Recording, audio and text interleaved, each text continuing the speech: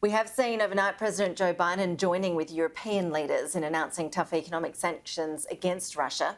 The US administration has formally acknowledged Vladimir Putin's move to send troops into Ukraine was an invasion. In the hours after President Vladimir Putin's declaration this was independent territory, his troops moved in.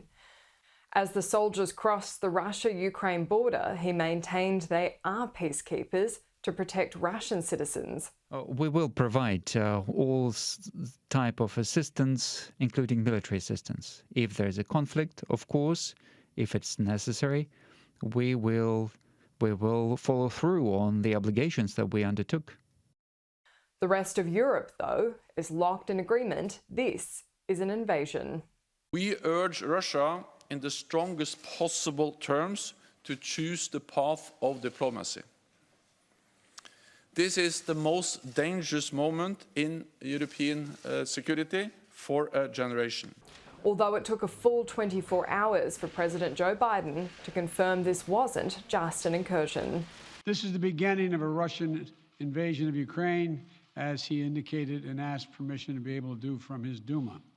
President Biden promised Nord Stream 2 will now never be switched on and revealed his new sanctions, including a full block of 2 Russian banks, cutting off sovereign wealth funds from new financing and sanctioning elite Russian families. Who in the Lord's name does Putin think gives him the right to declare new so-called countries on territory that belong to his neighbors? This is a flagrant violation of international law, and it demands a firm response from the international community. The US has pledged to send more troops to its Eastern European NATO allies, but still no commitment to send any American soldiers to Ukraine.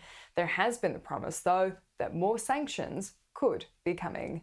This is the greatest threat to security in Europe since World War II.